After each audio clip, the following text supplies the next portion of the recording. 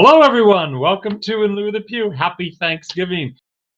Thank you for joining us this evening. Actually, I don't know if there are people going to be watching or not. We're just making a podcast. Maybe people watch it later. Well, actually, I see a few of you are on. Thank you for joining us this evening.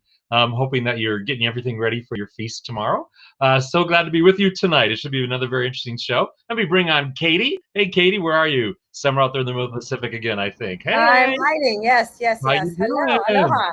Good to see you. Aloha. You're going to have a Hawaiian Thanksgiving this year, huh? I am. I've done Thanksgiving uniquely the last couple of years. So Yes, you have. Yes, you yes, have. it's nice. It's actually nice. Going to be actually in Waikiki for Thanksgiving, so I'm looking forward to it. That sounds wonderful. Are you Oh going to be yeah, there for well, Christmas too, or you'll be back here in California for Christmas? I'll be back I'll be back on the 20th in the Bay Area. I'm actually funny enough, I'm going to Las Vegas and then I'm coming back. So yeah, so we're You go to celebrating Las my Vegas more goddaughter's. than I know, and I've never been a Vegas person, but no. now Yeah, no, I it get it. is. I get So it. Conversation's happening. yeah, I'm like, I'm going for, in the Catholic tradition of godmothers taking their goddaughters out on their 21st birthday. We're going to Vegas. That's a Catholic tradition. I love it. I love it. It is. Well, It's a Catholic tradition, you want to obviously. take a minute and explain to anybody who's maybe never seen or heard or watched an Lulu Pew before what Oh, you it's want me to do it referencing? this time? Want Go me to ahead, do go for it. If you're uninitiated, listen to Katie. it? Hello, everybody. It's your first time watching In Lieu of the Pew. This is my good friend of over 40 years, Father Mark Wiesner, who is the amazing pastor at the Catholic community of Pleasanton. Please go on. Please go on. And is actually not only my good friend, but somebody who helps educate me on faith. And also, I got an eye roll for that. Yes. And so, and This wasn't supposed to be interesting about me. It's supposed to be about what we're doing here on I In Lieu know. of the Pew. And in our Okay. conversation around faith, when the pandemic hit and everything was shut down, Mark was challenged on how to connect with people and how to really continue to spread the word and continue to connect. So In Lieu of the Pew was born to make this sort of a fun and interactive way to sort of have some interaction between Mark and me, and then also have people answer questions. And we do our best to make it fun, obviously interactive. If you're on Facebook, you can actually put questions in. We do monitor that. Yep. You can also go onto Twitter and hashtag In Lieu of the Pew. And if you can spell that, congratulations. But hashtag In Lieu of the Pew, and Father Mark is monitoring that in his phone. Occasionally I get texts and things from people that watch the show and know about the show, and so we'll ask those questions as they do. Yes, happy Thanksgiving to everybody and all of your families. And Andy, thank you, Gloria. Hi, and Tracy. Hey, I am Ruth. thankful. I'm Hey, thankful Ann. for this show. I'm thankful Hey, for Lou Maria. the Pew for some strange reason. But yes, Well, it's I mean, it is just it's the way it's sort of morphed and what it's become. It's a lot of fun. I do look forward to it. yes. I'm trying to get my Live Aloha sign. There it is. Live Aloha. There you Okay, go. I have to explain. You see, my black eyes is not going away. The black eyes Oh, over you here. know what? I see it. Yeah. You hear Is that? it still back? Yeah. I have no idea where that came from. I woke up one morning and there it was. So I think my alter ego, I go out and fight evil, battle, crime fighter at night while I I'm know. asleep, I guess. You I don't take know what that is. That just sort of you, came out of nowhere. you take But spiritual warfare very seriously. there you So. go. That's right. That's right. Yeah. So that. Oh, Anne, that's a great question. Mark? Oh, that pumpkin. Actually, okay. Are you ready? I can tell the holidays have definitely arrived. Not only sort of feeling the holidays, but in the rectory, a pumpkin pie has been delivered. Another pumpkin pie has been delivered. Another pumpkin pie has been delivered. A cream cheese pie has been delivered. An apple Wow. pie has been delivered. And about a dozen of these absolutely unbelievably good peach scones with cream. Oh, Yeah. You know wow. what this means? It's going to be the return of Father Fatty. I Oh my was God. gonna say, It's like, I'm glad that I'm 2,500 miles away because I'd be like, I'll be oh my right God. over. Exactly. It's like it's amazing. It's lovely. Thank you to everyone who's bringing things That by. is so generous Well, and so kind. what makes it so interesting is that right now, Father Luke is in San Diego with friends for the holiday, and Father Mhm. Philly is off in Vacaville or Fairfield with friends too. I am the only priest here in the rectory, and I have 3 pumpkin pies, an apple pie, a cream cheese pie, Oh my and a gosh. dozen scones. Wow. Wow. Exactly, Wow. exactly. Wow. So thanks for tuning Well, in. Going to cut this short. I got eating to go do. yeah, exactly. No, it's Well, very good. to answer your question, I'm an apple pie girl. I will eat pumpkin pie, but I don't crave it. If I don't have pumpkin pie the whole season, I am perfectly fine. But I learned how to make apple pie from scratch from my grandmother when I was 10. So You there's make a a good bit apple pie. of, yes, there's a bit of the making the apple pie that, and whether I do it at Thanksgiving or Christmas, but I like to make it this time of year, if nothing else, to remember my grandmother. So that's why Nice. I When I do it was a that way. kid, I want to go near pumpkin pie.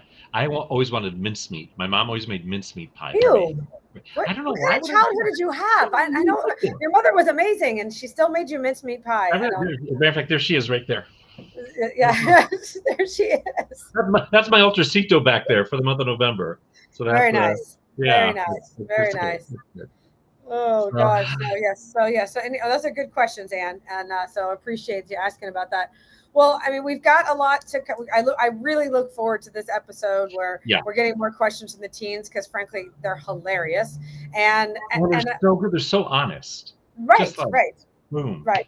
Well, there are questions that I think a lot of us either have had or continue to have, but like, oh, where's the format to ask this? And frankly, in lieu of the pew was designed a little bit around that. Of like, hey, That was the send in your original idea. questions. Yeah. Send the Send in questions your in. questions. So I'm But really glad we're doing that today. Do you put ice cream on mincemeat pie? Gloria wants to know. I never did. I never Are you thought of it. supposed to? I That have no sounds kind idea. of gross to me. I Don't don't. ask me. But I don't know. I just ate it. Mom ate it. I ate it. That's all there was. that's hilarious. I wanted to, before we get too far abreast of things, I just wanted to leap Right. in. And for anybody watching, there was a little video put out yesterday, but I did want to thank people again for participating in the mission alignment process, the survey. Really blew me away.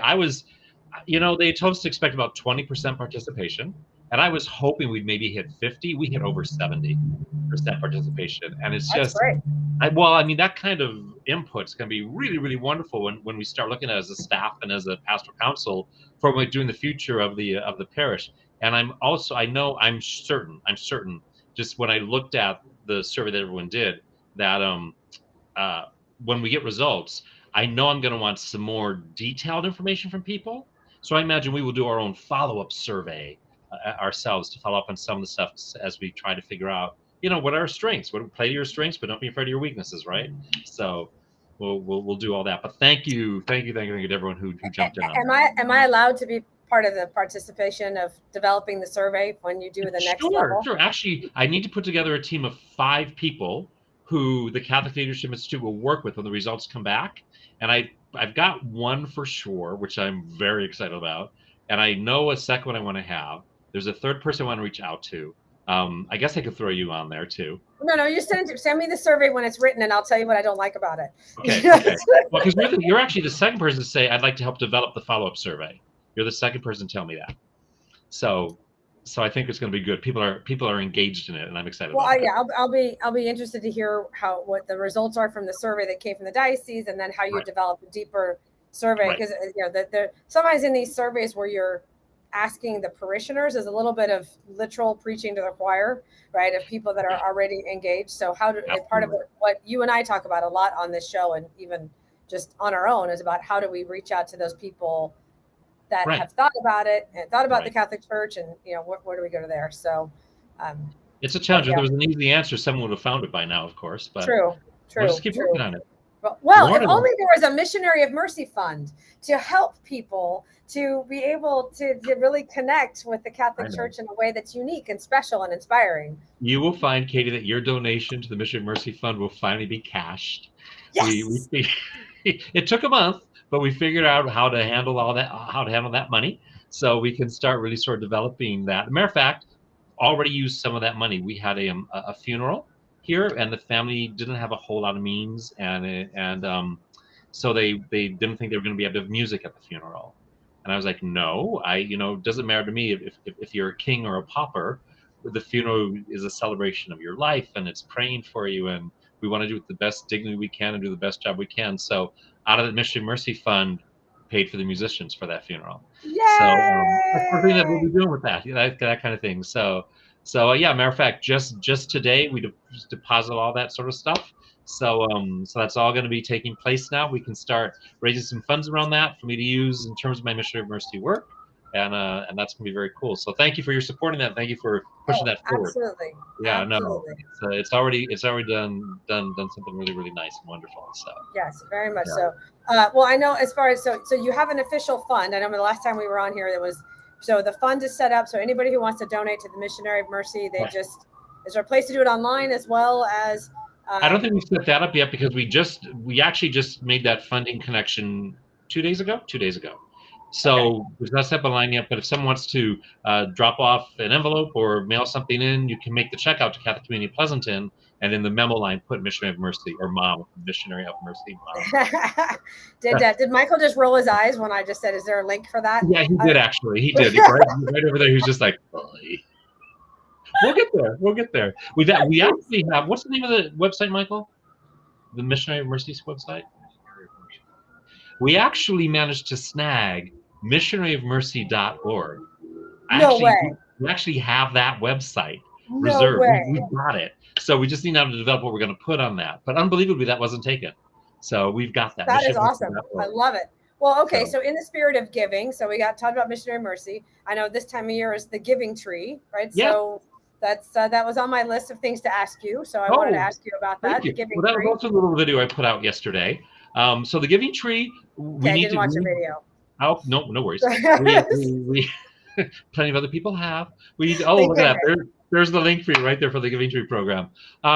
So the Giving Tree, you know that this year we're doing just gift cards again for 477 families, a little over 1,100 kids, not to mention other family members. Right.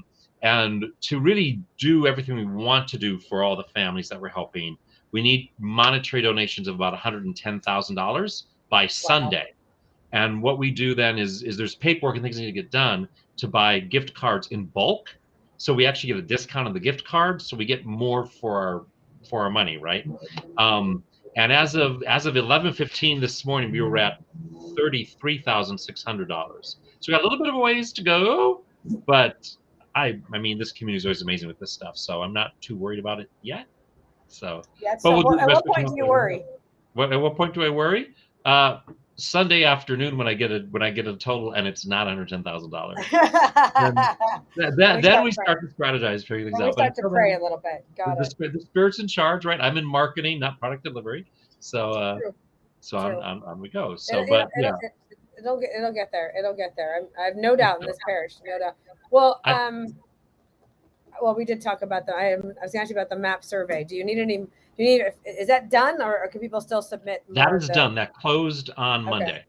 Okay. So that's over. If you missed it, you missed it, and that was that.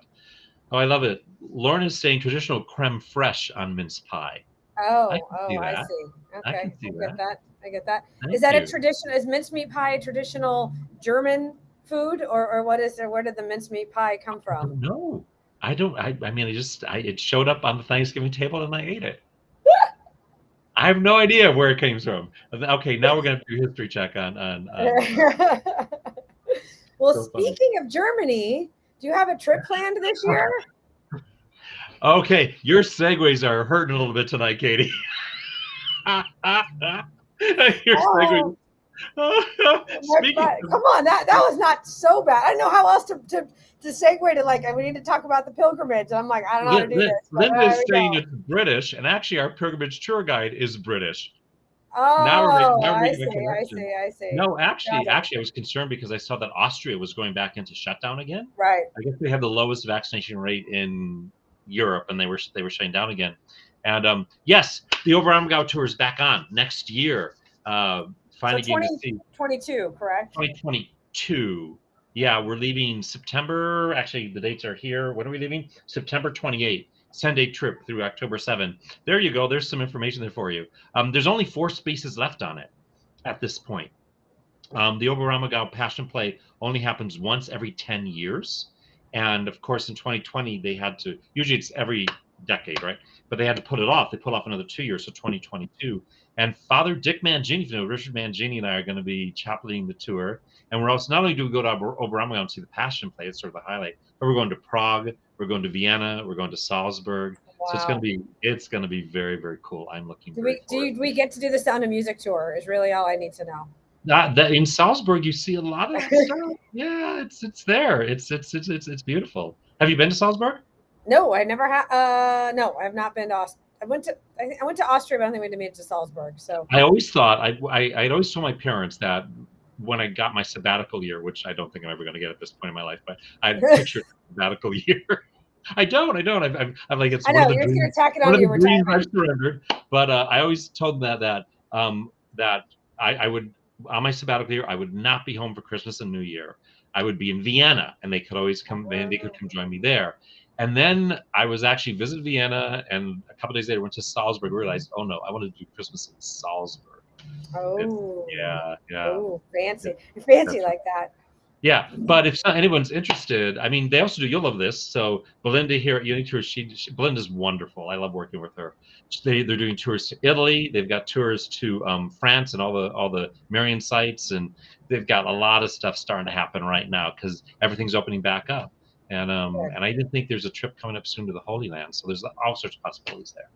I But got to Belinda's do that. I've awesome. never done the Holy Land piece before. Oh, That's a lot of people are asking me about that now, and I'm thinking maybe 2024, 2025, returning to the Holy Land and taking a group with me because that's a really powerful experience. because you can't travel to Europe unless we're traveling together. Is that?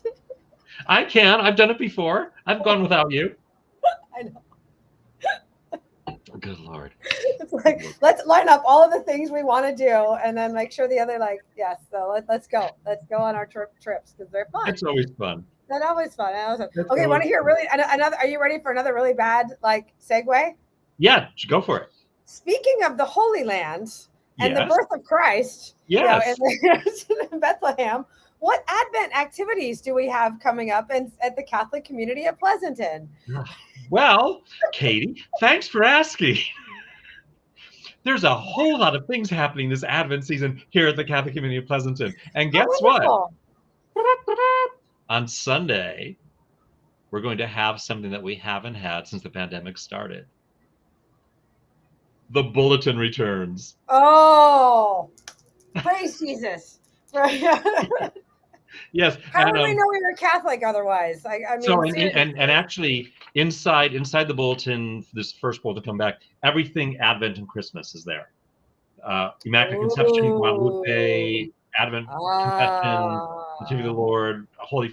It's all there for you to enjoy. It's all the information you need to have a fulfilling Advent. Oh, there's the advertisements, including the Christmas concert that's coming up. All right here.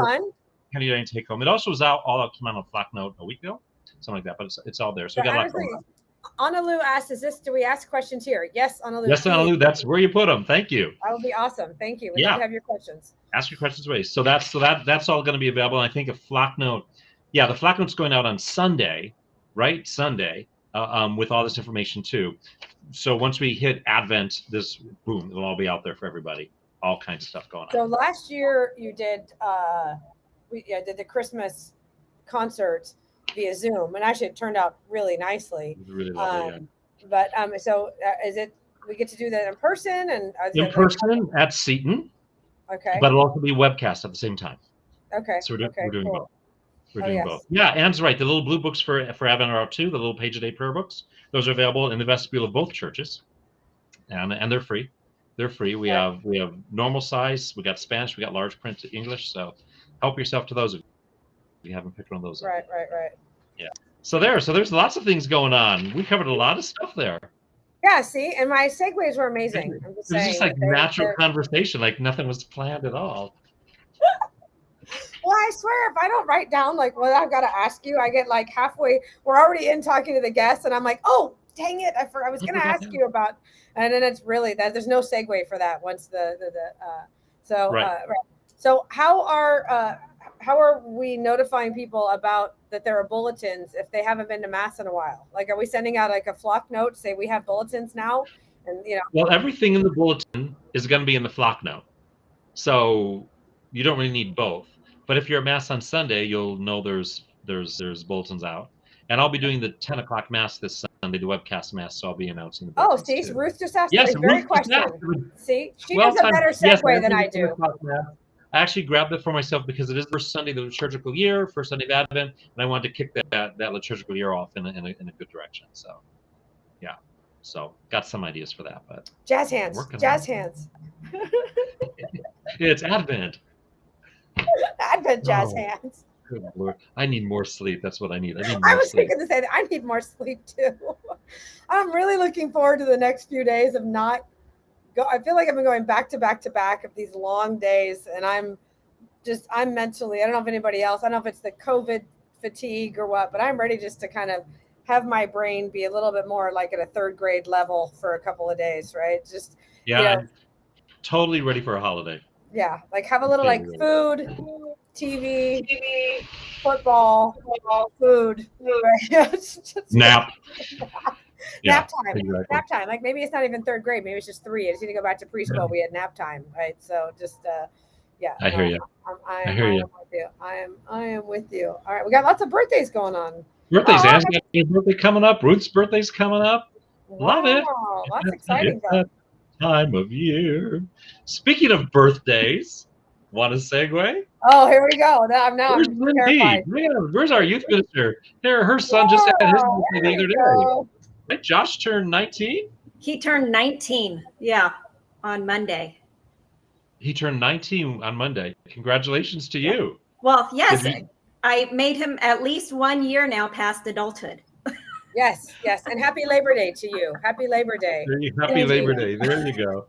There you go. That's awesome. That's awesome. Actually, Lindsay's over there, so what you see there goes over there to her. Right there. That's right. There we go. Our Highly Advanced Technical crew is on this for you this evening. We really need our teen to help save us. So yeah. Well, and I understand our teen also had his birthday the same day that Josh did, right? Yes. Yeah. All right. Who are you bringing on tonight, Lindy? We're bringing on Joe tonight. So he is the teen that is willing to speak for all the teens tonight, all the teens of the world. Wow. Fabulous. Happy birthday, Joe. Come on in. There you are. Hey, Joe, how are you? Hey. Good to see you. Thank you for taking time to be with us this evening. Good. And the chat, someone was having a question for me. Let me just hit that really quick. Can I talk about what it means to give up certain things when becoming a priest? If you don't have an income, how do you take care of your needs? Hey, okay. So in terms of income, actually, all the priests of the diocese, and including the bishop, we all do get a monthly stipend. We all get the exact same amount of money. So we get a monthly stipend. So there is some money that we have an income. Actually, we pay taxes on it, do taxes every year. And our housing is provided, and the parish also pays for the groceries we buy. So the income that we have goes for paying for our car. We get reimbursed on some of our car insurance up to a certain point. And then for personal things that we might need, like clothing and toiletries and those sorts of things. So we do have some income as diocesan priests. Now, religious order priests like Franciscans, Jesuits, so on and so forth, they take a vow of poverty, which means everything they might make, if they publish a book or if they celebrate a mass and get some money for that, it goes to their order. And then the order takes all that money and sort of parcels it out as it's needed for those who need it. So we really don't lack for, any essentials. We're not wanting in that way whatsoever.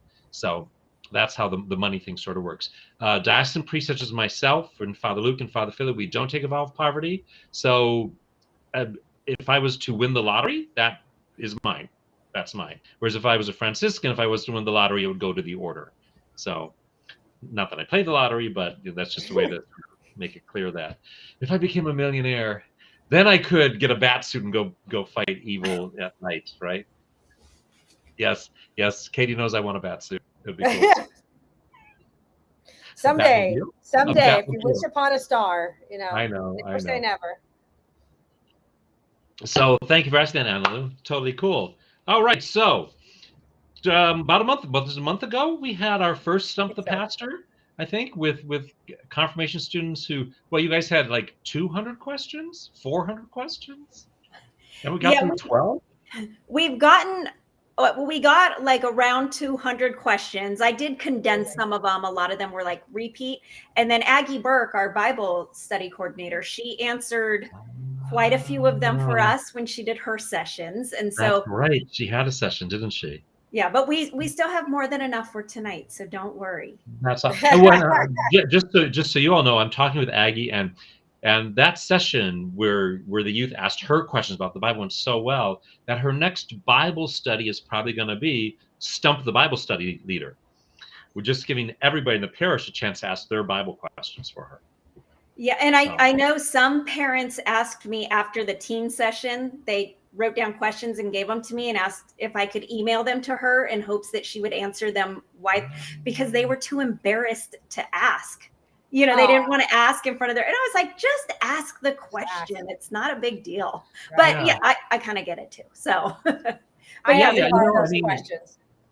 Catholics are funny those ways because well, Kate and I were talking before the show that like the questions the youth were asking last time, or we even talked about it during the show already, are questions that a lot of Catholics have. They just feel like they should know it, so they're afraid to ask it.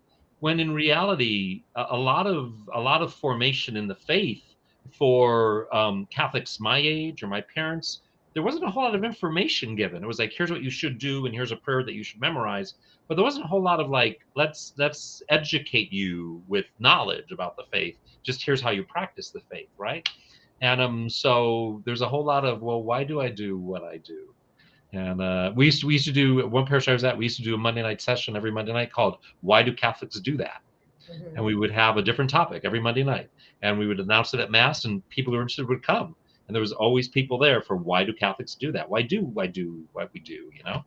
So, in any case, enough of that. To the questions this evening. Yes. Who's going first? You, Lindsay, or Joe? What have you got for me?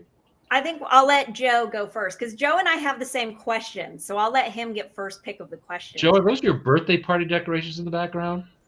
Yeah. Excellent. Excellent. All right. Okay. So my first question is, if you have faith the size of a mustard seed and ask boldly, God will answer your prayers and you can move mountains. But if I'm a person of faith, why doesn't God answer my prayer? Great question. I think a lot of people deal with that issue of I pray and pray and pray for something. Even like when I pray and pray and pray for something that's not selfish, for someone else who's maybe ill or maybe sick, and I'm a person of faith. I do believe in God. I do believe He loves me, but I'm not getting the answer I want.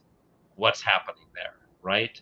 I'm told if I have faith the size of a mustard seed, I could move a mountain. I think the part that's missing from that is the idea that the mountain will be moved if it needs to be moved.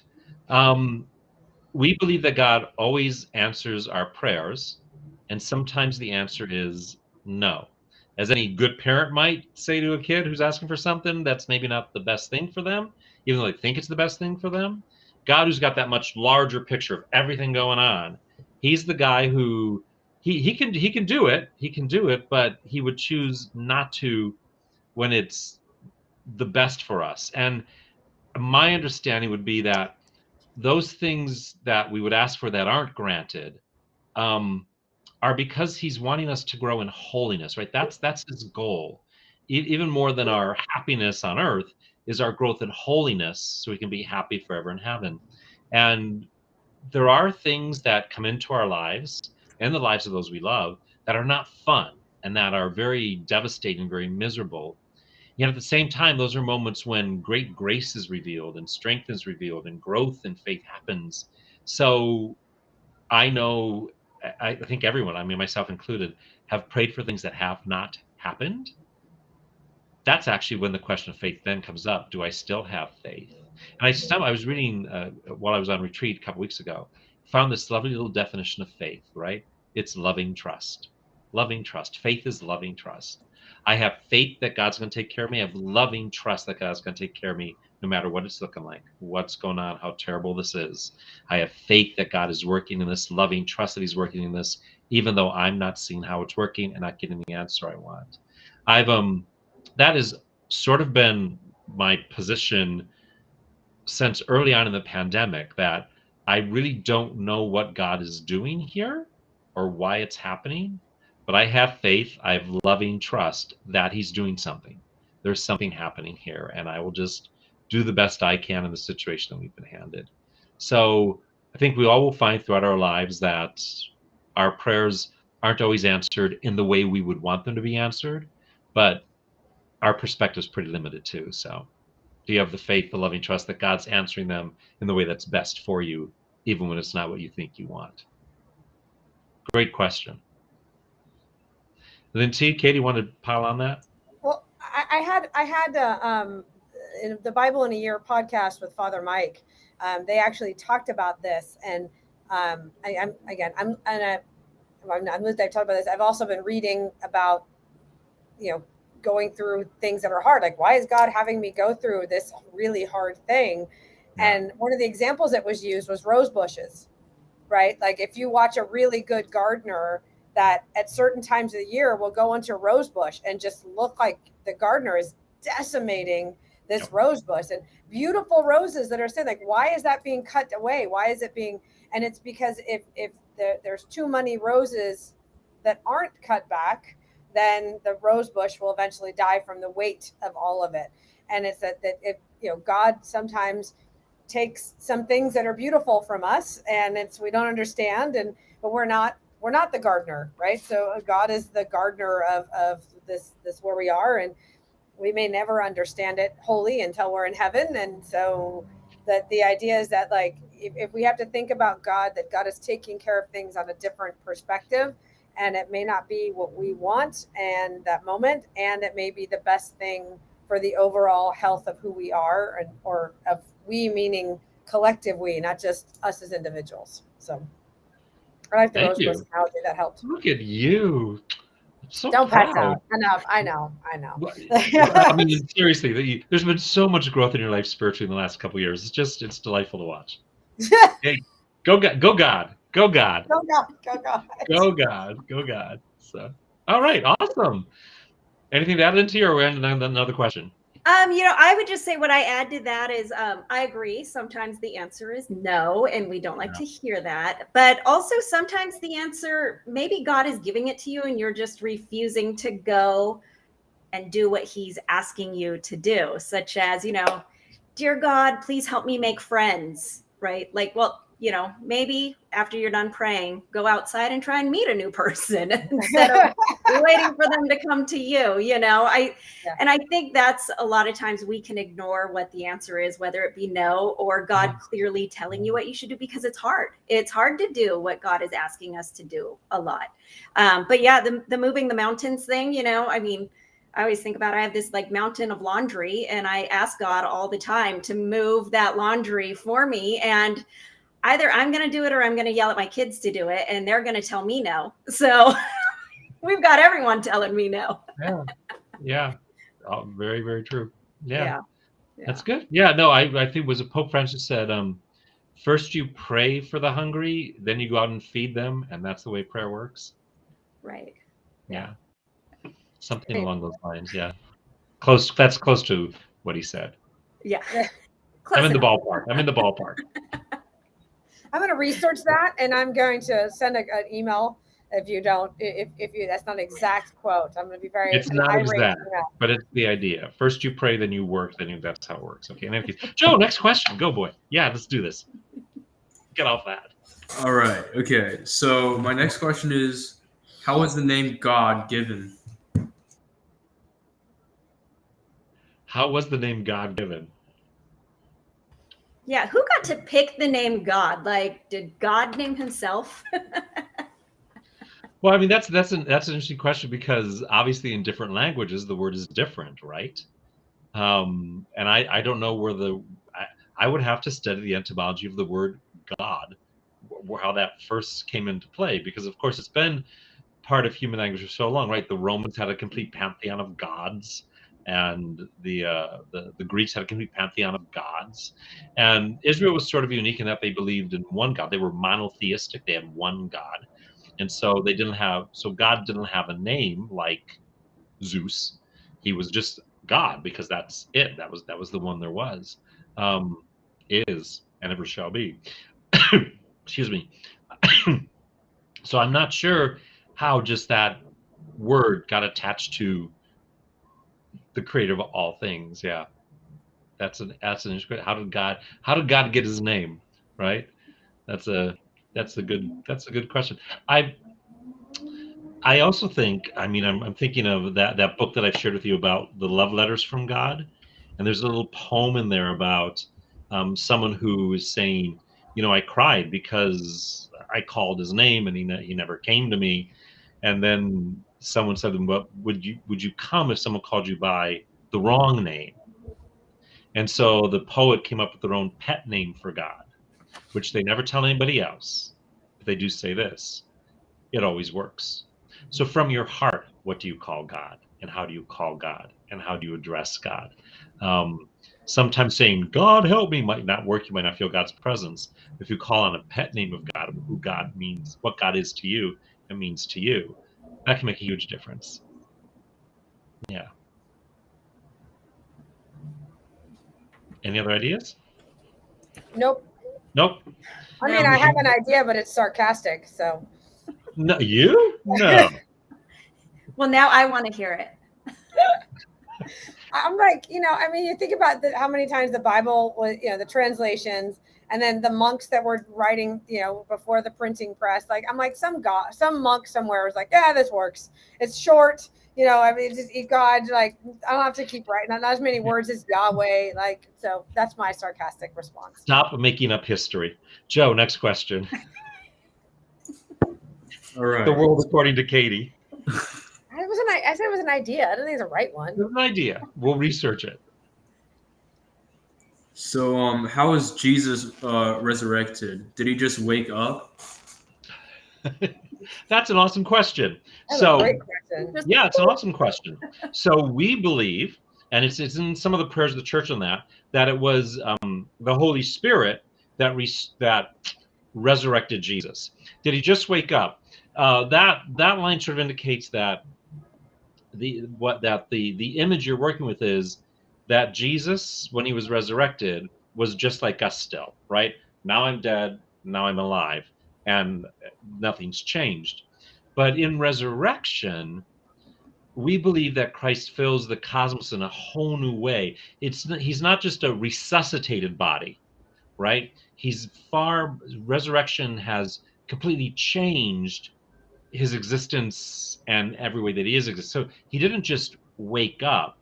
He sort of entered into an entire new way of existing in the universe, in the cosmos. Suddenly, Christ is not limited to being in one place in one time. Like, oh, now I'm in Palestine in the upper room. Now I'm walking over here, right? Now he can be everywhere within each of us, with each of us, no matter where we're at, whatever time that is. So the resurrection implies an entire different state of being than we've ever known. I think sometimes people picture Jesus as like a ghost, because some of the scripture stories after the resurrection, he walks through the doors, right? The locked doors don't keep him out. But it's not that either. He sort of appears and they come to recognize him. It's a whole different way of being. So, but we do claim that it was by the power of the Holy Spirit that Christ was restored, was brought back from death into an entire new way of being. So, was he spirit? We know that God is spirit. But Jesus also, when he was on earth, was flesh and blood like you and I. That's part of the whole thing that we celebrate at Christmas, is not just that a baby's born, but that God actually takes on a human body. God had a certain eye color. God had a certain hair color. God had a certain tone to his voice. God, as an adolescent, probably got acne. I mean, all those things that go along with being human, Jesus had. So that's why it's the incarnation, right? Christmas is much more than about a baby being born. It's about God deciding to become human like his creation. And in that, I think something amazing is said about humanity. That God would choose to become a human being says something profound about what God thinks of us. That he would do that so that we could connect with him and have a real way to experience him. Because otherwise, yes, God is spirit, and as Jesus says, those who worship must worship in spirit and in truth. So it's yeah. Otherwise, just the incarnation is so important, which is why Christmas is a big deal. But thanks for the question, Lucy. Katie, want to jump in with something sarcastic about that? Nope, that was perfect. That was perfect. Oh, thank you. Wow, a perfect answer. Good. Excellent. And then T, anything you want to add? I want to add, I think Katie does want to say something. It looks like she was really holding back there. She kind of had that look like, like when a mom wants to say, I told you so. She just gave that like, okay, if that's your answer. No, we're good. I think it's funny when this question came through, I had honestly never really thought about it before. So I'd been thinking about it. I mean, it's, I woke up like the other morning and I was kind of like, is this what Jesus did? Did he just like roll over and just get up and walk out? Or and it's just one of those interesting things, and it's faith right there, right? Of just, I have faith that he was resurrected and he came back, for us. But it's hard to overthink that question because it starts to hurt my brain. So yeah. Well, I mean, part of the issue is no one was there to see it, right? No one actually witnessed the moment of resurrection when that happened. The first encounter with Jesus on Easter Sunday, he was already resurrected. The interesting thing that I always find in so many of the resurrection stories is that people at first don't know who he is, don't recognize him until he reveals himself to them. Then they go, oh my gosh, this is Jesus. This is, there's something uniquely different about the resurrected Jesus than there was about the Jesus who walked the earth as a 100% human being before the resurrection. But he reveals himself, and in certain moments they suddenly go, oh my gosh, there he is. Oh my gosh, there he is. And they make that connection. That's something unique that suddenly on Easter Sunday morning, there's something new under the sun that's never existed before, and is that human beings haven't ever experienced before. It's one of those questions that will leave you pondering for a while. It's part of the excitement of what is to come in our future. What we'll get to see and experience. It'll be awesome. All right, I have a question for Joe. All right, Joe, you ready? I want you to ask the question that's on that list that you are most curious about on that list. Good idea. Oh, okay. Let's see. Why Earth and not another planet? Why are we the only planet with creation?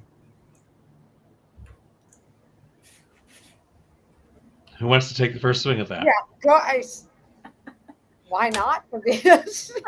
Well, I mean, I would say the answer is we don't know that we're the only creation, right? That's true. I mean, when I went to UC Davis, my favorite science class was astronomy, and it was either on Monday night or Wednesday night. So we'd go up on the top of the physics geology building and use the telescopes, and it blew my mind just to like the things that I would see through a telescope that I couldn't see with the naked eye, with the bare eye. And to study that and to learn that the universe continues to expand, and the billions and billions literally of universes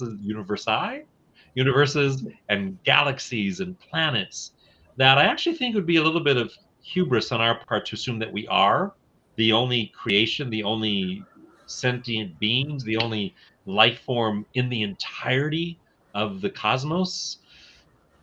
I mean, we don't know we're the only ones. I remember when I was in high school and went to De La Salle, I can't remember who the artist was, but there was a song, and he talked about Jesus coming to save us, and stating quite clearly in the song that if there were others in other parts of the galaxy or other parts of the universe who needed saving, that he would go there too, that he would show up there too. Of course, I do love that the Vatican actually has an astronomy department. There are priests who are astronomers and study that sort of stuff. And they had a conference several years ago, and it was really interesting. In one of their conversations, they talked about how there's likely to be life on other planets and other parts of the cosmos. And what if, in the story of the lost sheep, where Jesus comes to rescue the one lost sheep, What if we are the only race God ever created that rebelled and disobeyed, and we're the lost sheep that Christ had to come save? I thought that was a fascinating idea. I'm just saying that, like, we're the ones that needed that much help. Right? Yeah, we're the ones who really messed it up from the very beginning. Oh, that's a great question, Joe. Yeah, I wouldn't put it past us either. You know. All right, you got some more? I just like kind of made like one of my own. Awesome. Yeah, please. Just now. All right. Go. So like, since I we're really like your chair, by the way. That chair is awesome. yeah, it's really I know. comfortable. And you're looking at the wrong camera, by the way. Is it a gaming chair? It's a gaming chair. Yeah, you can tell. That's a sweet gaming chair. That is awesome. Thank you. We want to see your beautiful face. So can you look in the camera? Oh wait. Oh yeah. Okay, so like I have like a 2-screen setup right now, and like this is like my main screen, and my camera is on the other screen. So yeah, that's why. There we go. You're doing great. No worries. Oh, the cool hair. Oh, see, I can see the hair better now. All right. Oh, thank you. All right. Thank you. I appreciate it. Okay. Okay. What question just popped into your head that you said was like your second question? Oh, All he's rubbing his hands together. This is good. The second question I asked like about how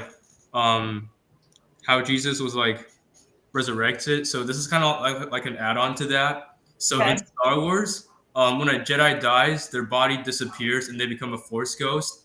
And is that what happened to Jesus? Because his body like disappeared when the guards went to check his grave. Yes. Yes. You spoke to Father Mark right now. Right now, the lightsaber is like got to be within arm's reach of you. I'm sure. It's not. It's way over there. Have anything Star Wars nearby? Joe, you're the best. Aww. Is that Baby Yoda? It's totally Baby Yoda. I think this is Yoda. Baby Yoda, just a here's my little Grogu. Oh my God, Baby Yoda too. That Tracy knitted for me, and actually the best is here's Baby Yoda priest. There we go. I have a Lego Baby Yoda here. Oh, you're my favorite. And then that is so cool. Oh my there God. we go. Oh, you have 2 Grogus. Awesome. Yes, I know. And the Book of Boba Fett's coming out soon. Yeah, I'm so hyped. Yeah, for that. it's gonna be so cool. I'm looking very forward to it. Well, I think Katie and I can sign out now. You guys can just keep showing your. I'm in the conversation. Star Wars show now. Yes, right, I am fully into that conversation. I have no issue with that. No, I'm just laughing because I'm like, Father Mark needs to have a Star Wars memorabilia tour of Father Mark's Star Wars stuff that he has. And when you just that would be a great teen night. Yeah. Well, you've done the thing with the teens about Star Wars and faith. Yeah, the Gospel according to Star Wars. Yeah, there are some really great moments in that movie that really tie into the gospel and what we believe and how things work. Now, the Force Ghost thing, again, no one was there to see what happened with Jesus, so we really don't know, And the reality of resurrection, none of us have experienced, as far as we're aware. Only one person has experienced that, and that is Jesus. So. How exactly you describe that? I don't know. No one was there. No one saw it. And I would imagine that even if you had seen it, if 8 people had seen it, 8 people have described it differently. It's probably so beyond anything that human language could really describe that people would reach for different ways to describe it. And then people would say, well, look, you're saying all these different things, but they would all be true. I just think it would be like really beyond our ability to sort of deal with. Just looking here, there are many things, but all right, good, cool. All right, now that's great. Now, so Joe, we'll do a Star Wars show, I guess. We still have 2 episodes in this season to go that we got to figure out. Well, that would be a really fun one to do. Is do the gospel kind of Star Wars. Yeah. Well, what I did on that was we'd watch like clips of Star Wars and then have a conversation and do some small group work. It was a great it was a middle school day. First started as a middle school rally, and it was a lot of fun. There's some really I good think stuff. I think there's grown-ups that would do it, that would want to. I mean, like, this Oh, isn't yeah. just for the kids. I'd be in. I'd go. Oh, yeah. Go. Joe, would you go? The Gospel According to Star Wars? That'd be interesting. Be cool, huh? I think it'd be super cool. Okay. We could do that. I know Michael hates me being on the show because I come up with more things to do. Did I get another eye roll for that? No, not at all. Not at all. Are you awake, Michael? All right. Oh, he's awake. Yeah, he's still with us. So, all right. Well, we did have a question come in on Facebook. I don't know if you want to cover that really quickly, Mark, or we save that just super quick on. You want to ask the question? Sure. So Anula said, Father Mark, can you please explain the Holy Trinity? And also, where did God the Father come from? How was he created? Joe, are you interested in that question? Like how this whole thing is? Okay. So, all right. It's now officially, part of, I think it's a great question. All right. So those are similar to some of the questions teens were asking. So there we go. Okay. So, Anilo, thank you for asking that question because you're right in line with everybody else. And I know that's a super easy formulaic kind of question to answer. So ready, go. So, 7. You want me to answer that quickly, huh? 42. 42. The answer is 42. 42. No, 42. Can you please explain the Holy Trinity? No. I mean, who really can, right? There's been so many efforts, right? St. Patrick is famous for using a shamrock to describe the Trinity, right? 3 in 1 and 1 in 3. I think again, we call it the mystery of the Trinity. And unfortunately for us in our time and in our culture, we always look at a mystery and we think, okay, mystery. If I just get enough clues and find enough facts, I'll figure it out. I'll understand the mystery and what's happening here. But when we talk about a mystery of faith, it's a whole different thing. With a mystery of faith, as I've preached on it, it's kind of like the mystery of love. If you try to figure it out and explain it, you destroy it, right? It's like a kiss. If you lean in and just give yourself over to it, it's an amazing experience. If in the middle of the kiss you try to figure it out and how it's working and how it ruins it. It ruins it. So the mystery of the Trinity we see as the mystery of love, Father, Son, Spirit, 3 in 1. And it's a mystery to simply be lived and accepted, right? Now, the one illustration I think is helpful is I've often said to people, well, the Holy Trinity is like my mom. And they go, what? I say, well, because she was my mom, she was someone's daughter, and also someone's sister. 3 different roles, but the same person, right? So there's a sense in which I think that gives us some insight into the nature of the Trinity.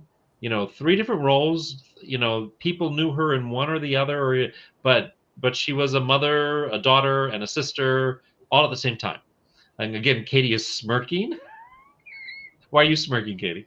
Well, I'm just thinking about from when I loved your mom, but so I mean, I think that, but I think that, you think about all these different things that all the roles that all of us have, right? Right. Teenagers and parents and grandparents and single people. I mean, we all have these varying roles, and so there are some things that are better left unexplained, right? Like, Right. So like, one of the things I really like about faith is it's taking that leap, right? That taking the leap of faith. Like, this is part of our faith. There are some things as a intelligent, educated person that I want to have it make sense for me. And there are also things that you just have to say, okay, it doesn't make sense. And I just need to believe. I just need to have faith. And that's not just in faith. That's also in life. Like, I don't understand. All right, never mind. I don't, I don't need to understand. I just need to do. Right. So. Sure.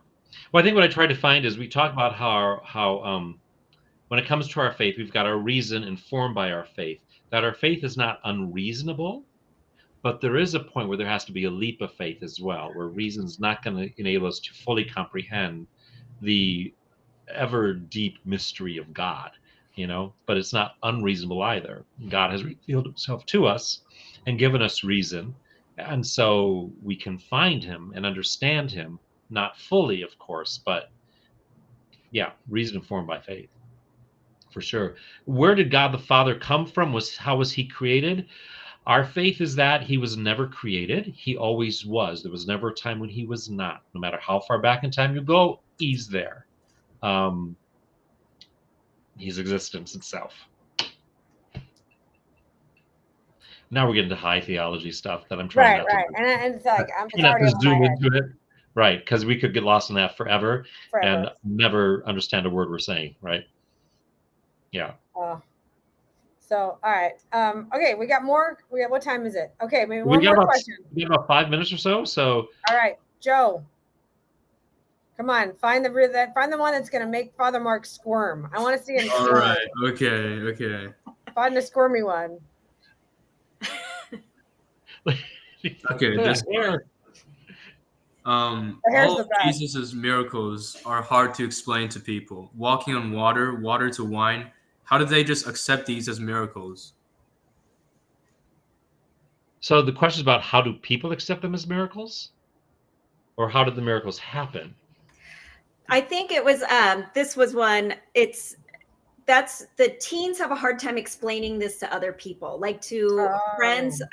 Not to atheists. What do we call them now? The nuns, right? The non-believers of anything. Right. People are just like, come on, you're telling me that this guy Jesus did all these miracles, walking on water to wine, all that, like, and if someone was doing that today, it'd be much different, right? So it's, how do you explain Jesus's miracles? Okay, so here's what I do with it when somebody's actually having a problem with it. What I explain to them is that, especially in John's gospel, I think it's really clear in John's gospel that John never calls them miracles, he calls them signs. And the idea of the miracles is to point to something beyond themselves, right? The miracles are supposed to bring you into a deeper realization of who Christ is and what he's about. They're supposed to be revelatory. They're supposed to show you who he is. So while we might get all thrilled by the idea of, oh my gosh, he turned water into wine, what's being revealed is that he has a deep longing for a union, a marriage of God and humanity. And so this miracle, this changing water into wine, reveals very much his deep desire. Walking on water, in the ancient world, the Jewish people were terrified of water because it was so chaotic. It was the domain of demons and devils and sea monsters. And so to see Christ walking on water and calming storms is revealing to us something of his authority over those demonic forces, over those chaotic forces that would seek to destroy you and take you down and under.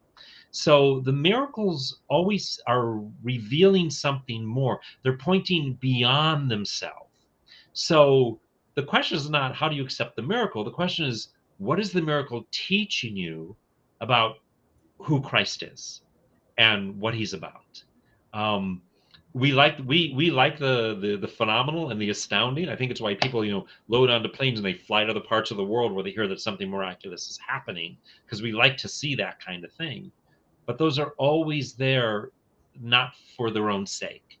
They're always there to take us into a much deeper experience of who God is and revelatory of who he is. So yeah. All right. Hope that's helpful. Yes. Good. So Dave wants to know if I can explain Luke 20 through 47. Does this mean we don't get to experience marriage in the afterlife? Oh, I don't have my scripture in front of me, but I think you're talking about when the Sadducees and the Pharisees challenged Jesus about the Sadducees in particular, about the story about the man who has the 7 wives and they all die, or the woman has 7 wives, or all the brothers. Gosh. And all the brothers, one woman, brother. Everybody dies. Right, marries all the brothers, and who will she be? And okay, again, what's happening there is the Sadducees don't believe in resurrection, and that's important to know about them because they're the ones asking the question. They're trying to make fun of the idea of resurrection, and the way you remember that is very simple: is that since they don't believe in resurrection, that's why they're sad. You see, right? Sadducees don't believe in resurrection, so their whole point is not to actually get an answer to their question. their whole point is to try to make fun of the idea of resurrection, because obviously this woman's not going to be the wife of 7 or 8 different brothers in the afterlife. What Jesus' answer is revealing is that the afterlife is unlike anything we've ever experienced here on earth. My mind is like trying to grab what I know about this story. That is unlike anything we've experienced on this earth. The need for the vows and all that sort of thing aren't there. And I think it has to do with the fact that in heaven, when we're caught up in the love of the Trinity, there is a unity there that will be unrivaled. And so it's not that we don't get to experience marriage in the afterlife, it's that we have something far different and probably far more fulfilling for us in that state. Although marriage is such an important sacrament, we constantly use as an example of God's love for his church and Christ's love for his church. The union, the marriage of man and woman reveals for us deeply God's great love for us in a total self-giving for the sake of another. So great. 8:00, and tomorrow's Thanksgiving. Yay! So Lindsay, thank you. Joe, thank you. Appreciate you being here a couple days after your birthday and on the evening before Thanksgiving. That's awesome. We are planning to be back in 2 weeks. Like I say, I could use your imagination here, because we've got 2 more episodes, 2 in December coming up, and one will be not sure yet. I want to have Father Luke and Father Philly on. They've not been on all season, so I'd love to have them. But if anybody out there has another guest or another idea for a show, love to hear it. You can email me. You can email Pew, P-E-W, @catholicspresent.org, and we'll make that all happen. So we got 2 more shows to go. We'll be back in 2 weeks, and then I think our last, 2 weeks from now is actually Immaculate Conception, and that's a holy day of obligation. So I'll be doing the 7:00 Mass that evening. And so week after that, we'll have our show. So that will be the 15th and then the 29th. So December 15th and 29th, we'll be back with In Lieu of the Pew. If you have ideas or questions, let us know. I know, Katie, you got to run off and take care of some other stuff this evening or this afternoon. Bye, guys. Thank you. Appreciate it. Lindsay, thank you. Joe, thank you. Go ahead and, there she goes. So good to see you all. Everyone have a wonderful, wonderful Thanksgiving. Again, we have Mass here at St. Augustine tomorrow morning at 9:00. If you want to watch online, wherever you're watching right now, we will be here 9:00 Pacific time to give thanks to God for, while it's been a hard year, let's face it, we all know we've got many, many blessings to be grateful for as well. Then Joe, thank you so much for being with us. Thank everyone for watching and for tuning in, and we will see you soon. God bless, take care, and happy Thanksgiving. Thank you, Father Mark. Yeah, thank you. Good night.